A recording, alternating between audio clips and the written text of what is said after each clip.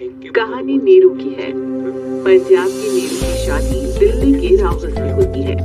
दिल्ली कितना बड़ा शहर है ना, लेकिन आप लोगों का घर तो बहुत छोटा है। हमारे पंजाब में तो ये बड़े बड़े घर होते हैं कि मजा ही आ जाता है।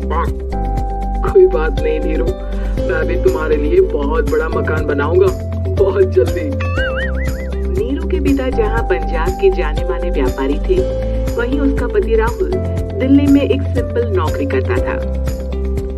माँ, यहाँ तो घी मक्खन इतना महंगा है कि क्या बताऊँ। मैं तो तरस ही जाती हूँ घी खाने के लिए। नीरू की माँ को ये सुनकर बहुत दुख होता है।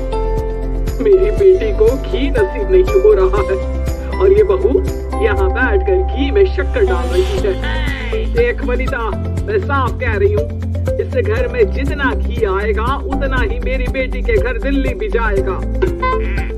अरे ये क्या बात होती माँ जी, बेटी को उतना ही करो जो अच्छा लगे। अब क्या मायके से घी और मक्खन तक की सप्लाई करोगी आप?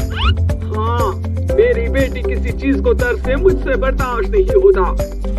अब क्या था, नीरू के मायके में 2 किलो घी आता तो 2 किलो दिल्ली जाता नीरू के पास। एक दिन, माँ बड़ी गर्मी पड़ती है दिल्ली में। इस घर में तो एक ही एसी है और वो भी ड्राइंग रूम में। सारा परिवार एक ही कमरे में सोता है। और बेटा, वो तो हर घर की कहानी है, यहाँ भी एक ही एसी है। अरे बिल इतना आता है कि क्या बोलूं। तभी वहाँ राकेश आ जाता है। माँ, थोड़ी देर में यहाँ कुछ प्लम्बर आएंगे मेरे कमरे में एसी लगाने, जरा जान से लगवा देना ना माँ। ओए, ऐसे कैसे तेरे कमरे में एसी लगेगा? राकेश, एक बार बात तो कर लेता।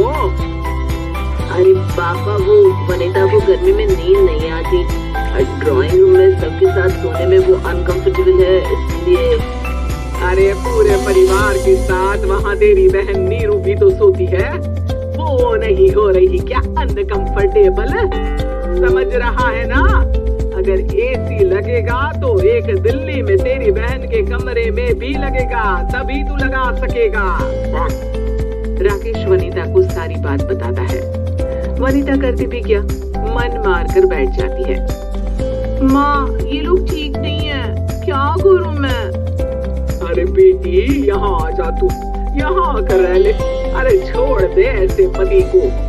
कैसे छोड़ दूँ माँ? समाज क्या कहेगा, लोग क्या कहेंगे? वैसे भी मेरा एक बेटा है मयंक। अरे हटा बेटा, तेरी उम्र ही क्या है, इतनी परेशान रहेगी तो काम कैसे चलेगा? खैर, बात आई गई हो जाती है। माँ को लगता है कि नीरू ठीक है, तो वहीं नीरू के मन में एक ही लाइन चल रही होती है, यहाँ आ जा। माँ ने तो बोल ही दिया है कि यहाँ आ जा, बस मयंक थोड़ा सा बड़ा हो जाए, इन गरीबों को छोड़कर मैं वापस माँ के पास ही चली जाऊंगी। वो इसी सोच में बाजार में चल रही थी कि मैम, आपका दुपट्टा जमीन को छू रहा है। नीरू जैसे ही उस लड़की की तरफ देखती है, देखती ही रह जाती है। हाय रे, कितना सुंदर लड़का है ये। अब क्या हुआ? मैंने कहा आपका दुपट्टा। तो खुद ही उठा कर दे दो ना। लड़का समझ जाता है कि नीरू उस पर फिदा हो चुकी है। वो उससे उसका नंबर लेकर चला जाता है। अब क्या था, नीरू और रोहित में लगातार बातें होने लगती है। मैं हरियाणा का रहने वाला हूँ, यहाँ एक बड़ी कंपनी का मैनेजर हूँ।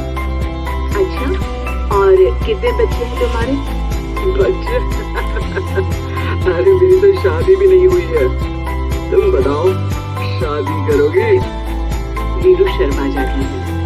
अब लेकिन मैं तो पहले से ही शादीशुदा हूँ। मुझे फर्क नहीं पड़ता, बस तुम शादी कर लो, भाग चलते हैं। बहुत पैसे वाला हूँ मैं, हमेशा खुश रखूंगा तुम्हें। नीरू रोहित से मिलकर सारा प्लान बना लेती है और फिर एक दिन घर से भाग जाती है। दोनों शादी कर लेते हैं। शादी के बाद क्या बात है नीरू, तुम्हें परेशान सा देखता हूँ, सब ठीक तो है ना? हाँ हाँ, सब ठीक है।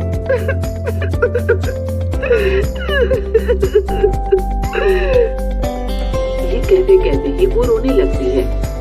अरे क्या हो गया, रो क्यों रही हो? मैंने तुमसे एक बात छुपाई है। और वही बात अब मुझे परेशान कर रही है। रोहित, मेरा एक बेटा भी है, उसका नाम मयंक है। क्या बात कर रही हो? ये तुमने मुझे पहले क्यों नहीं बताया? देखो नीरू, मेरी माँ को मैंने ये नहीं बताया है कि तुम शादीशुदा हो। बच्चा मैं मैनेज नहीं कर पाऊंगा। नीरू को समझ में नहीं आता कि वो क्या करे। तुम उस बच्चे को अपनी माँ को क्यों नहीं दे देती? नीरू चुपके से माँ को फोन करती है। माँ, क्या मयंक को तुम रख सकती हो? बेटा, मैं राकेश के साथ बात करती हूँ। आखिर घर का बेटा वही है, जो वो बोलेगा। वैसे भी बेटा, तूने जो किया है ना, उसके बाद से पूरा घर तेरी बुराई कर रहा है। मैं भी अब किसी से तेरे लिए लड़ नहीं सकती। राकेश बेटा, नीरू ने तो जो किया बहुत ही बुरा किया, लेकिन मैं सोच रही थी कि क्यों ना मयंक को हम यहाँ ले आए। तभी वनीता बोल पड़ती है। वाह जी, ऐसे कैसे यहाँ ले आए? यहाँ क्या भंडारा भरा है? और जिस बच्चे की माँ ने नहीं सोचा, उसके लिए हम क्यों सोचे? नीरू को एक बार तो अपने बच्चे के बारे में सोचना चाहिए था ना। अरे लेकिन तेरे पास भी तो लड़का नहीं है ना वनीता। माँ, वनीता ठीक बोल रही है। कल को वो बड़ा होकर इसी घर का हिस्सा मांगेगा तो हम क्या करेंगे? माँ कहती भी तो क्या, वो चुप रह जाती है। वही नीरू का पहला पति कहता है। माँ, अगर आज भी वो वापस आ जाए तो मैं उसे माफ कर दूंगा। बेटा, गरीबी चीज ही ऐसी है, क्या करेगा? तू तो अब मयंक का सोच। वो बेचारा तो बिना माँ का हो गया। मयंक की खातिर तो दूसरी शादी कर ले बेटा। लोगों के लाख समझाने के बाद नीरू के पहले पति की शादी रिद्धि से हो जाती है, जिसके पहले पति से 2 बच्चे होते हैं। देखो जी, मैंने शादी सिर्फ बच्चे के खातिर की है। मैंने भी शादी सिर्फ बच्चों के खातिर की है। वहीं नीरू के दूसरे पति के मन में ये बात घर कर जाती है कि नीरू एक मासूम बच्चे को उसके खातिर छोड़ कर आई है। अब देखो नीरू, मुझे लगता है कि जो औरत अपनी कोख का बच्चा छोड़ सकती है, वो तो कुछ भी कर सकती है। कल को तुम्हें मुझसे अच्छा कोई मिल गया तो तुम तो मुझे भी बाय बाय कर दोगी ना। नीरू को अब उसका दूसरा पति ताने देना शुरू कर देता है। तंग आकर नीरू उसके यहाँ से भागकर अपने पहले पति के पास चली जाती है। लेकिन ससुराल में क्या लेने आई है नीरू? मयंक को? नहीं सासू माँ, मुझसे गलती हो गई, मुझे माफ कर दीजिए।